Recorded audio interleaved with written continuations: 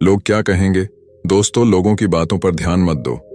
जितने लोग हैं उतनी बातें होती रहेंगी और हम इस दुनिया में सभी को खुश नहीं कर सकते हैं। आप अपने आज में खुश रहो, अपने प्रेजेंट टाइम्स में खुश रहो। आइए इसे एक छोटी सी कहानी के माध्यम से समझते हैं। यह कहानी एक राज्य में रहने वाले एक बूढ़े व्यक्ति और उसके बेटे के बारे में है, जो जंगल की लकड़ी को बेचकर अपने जीवन का गुजारा करता था। उसका एक लोअता बेटा था। उसका बेटा सेना में जाता था और वह दोनों काफी गरीब थे। लेकिन वह जो बूढ़ा आदमी था, वह अपनी अजीब बातों और अपने सफेद घोड़े के लिए जाना जाता था। बूढ़े व्यक्ति के पास एक बहुत ही सुंदर सफेद घोड़ा था और पूरे राज्य में, आसपास के राज्यों में भी इतना सुंदर घोड़ा किसी के पास भी नहीं था, जिसके कारण राजा भी उस बूढ़े व्यक्ति से ईर्ष्या करता था। कई अमीर लोगों ने उस घोड़े को खरीदने की कोशिश की। राजा ने भी कई बार सोने के सिक्कों का दाम लगाया, लेकिन वह बूढ़ा आदमी किसी के भी लालच में नहीं आया। वह बूढ़ा व्यक्ति हर किसी से यही बात कहता था कि यह सिर्फ घोड़ा नहीं है, यह मेरे परिवार का एक सदस्य है। यह कोई संपत्ति नहीं है। मैं पैसे के लालच में आकर अपने परिवार के सदस्य को कभी नहीं बेच सकता। रात का समय हो गया था और वह बूढ़ा आदमी और उसका बेटा दोनों ने खाना खाने के बाद वह लड़का सो गया और उसके पिताजी धोंडे को सारा डाल के अपने घर के बाहर अपने बिस्तर पर सो गए। अगली सुबह जब वह बूढ़ा आदमी अस्तबल में घोड़े को लेने गया, तो बूढ़े आदमी ने देखा कि घोड़ा अस्तबल में नहीं है। बूढ़े आदमी ने उस घोड़े की बहुत तलाश की, लोगों से भी पूछताछ की, लेकिन उसका घोड़ा कहीं नहीं मिला। वह बूढ़ा आदमी काफी परेशान हो गया था। उसे लगता था कि उसका घोड़ा किसी ने रात में चोरी कर लिया। कुछ समय बाद यह खबर पूरे राज्य में आग की तरह फैल गई। कई लोग वहां आ गए थे और बातें करने लगे। हमें पहले से ही पता था कि किसी दिन घोड़ा चोरी हो जाएगा। ये बूढ़ा आदमी बहुत गरीब और कमजोर है। वह ऐसे अनमोल घोड़े की रक्षा कैसे कर सकता है? ऊन भीड़ में से एक आदमी ने हंसते हुए कहा, घोड़े के जाने जा सदमा आप बर्दाश्त नहीं कर सकते। आपको बहुत दुख हुआ है। वह घोड़े इकलौता आपके कमाई जा जरिया था। आपका इससे बुरा भाग्य और क्या हो सकता है? अगर आप घोड़े को पहले ही राजा को बेच देते तो आपको अच्छी रकम मिल जाती और आप अपना बुढ़ापा आराम से गुजारते। बूढ़े व्यक्ति ने किसी की बात पर कोई जवाब नहीं दिया। उसने बस इतना ही कहा, जो कुछ भी है सब ठीक है। सच तो सिर्फ इतना है कि घोड़ा अस्तबल में नहीं है। बाकी जो होगा देखा जाएगा। इस घटना के करीब 2 महीने के बाद रात को वह बूढ़ा आदमी अकेला अपने घर के दरवाजे पे बैठा था। तभी अचानक रात को घोड़ा वापस आ गया। घोड़े को वापस देखकर वह बूढ़ा आदमी बहुत खुश था। उसने सोचा कि घोड़ा चोरी नहीं हुआ था, वह जंगल में भाग गया था। लेकिन आश्चर्य की बात यह थी कि घोड़े के साथ उस नस्ल के 15 और घोड़े आ गए थे। फिर अगली सुबह यह खबर पूरे राज्य में जंगल की आग की तरह फैलने लगी। लोग इकट्ठा होने लगे और उस बूढ़े व्यक्ति से बोले, आप सही थे। घोड़े का जाना कोई दुर्भाग्य नहीं था। यह तो आपके लिए एक वरदान साबित हुआ है। आपके पास अभी एक नहीं 15 और घोड़े हैं। आपकी किस्मत अब बदल चुकी है। अब आप घोड़ों के व्यापारी बन सकते हैं। वह बूढ़ा आदमी शांत रहा और बोला, सच तो यह है कि घोड़े के साथ 15 और घोड़े आ गए हैं। जो कुछ भी है सब ठीक है। आगे जो होगा देखा जाएगा।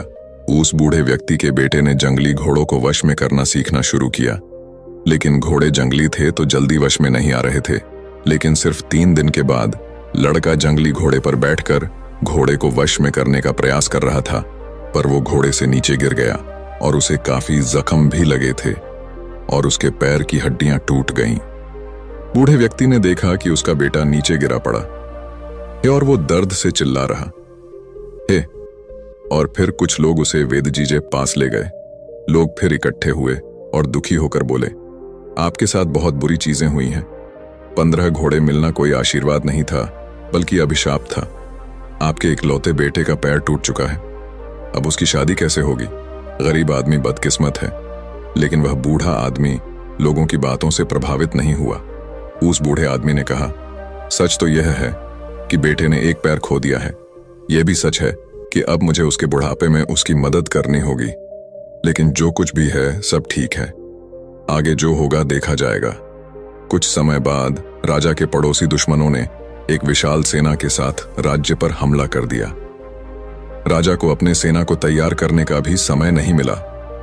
राजा की सेना अचानक हुए हमले के कारण कमजोर पड़ने लगी। इसलिए राज्य के सभी युवाओं को भी न चाहते हुए जबरदस्ती सेना में ले लिया गया।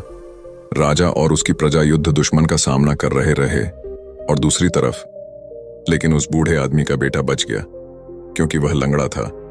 लोग रोते हुए बूढ़े आदमी के घर जमा होने लगे। लोगों ने उनसे कहा, आप सही थे, आपके बेटे का टूटा हुआ पैर आपके लिए आशीर्वाद साबित हुआ है। उसे युद्ध में नहीं जाना पड़ा, लेकिन हम सभी बहुत परेशान हैं। हमारे बच्चे अब चले गए हैं। हमें नहीं पता कि वे युद्ध से वापस आएंगे या नहीं।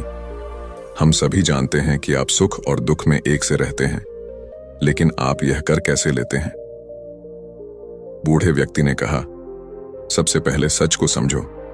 सच सिर्फ इतना है कि तुम्हारे बेटे मातृभूमि की सेवा करने गए हैं। शायद यह तुम्हारी इच्छा नहीं थी, फिर भी वे चले गए। यह दुर्भाग्य है या सौभाग्य, कोई नहीं जानता। वह आगे बोला, जब तक आप लोग चीजों को अच्छा या बुरा कहने की आदत नहीं छोड़ेंगे, तब तक आप परेशान होते रहेंगे।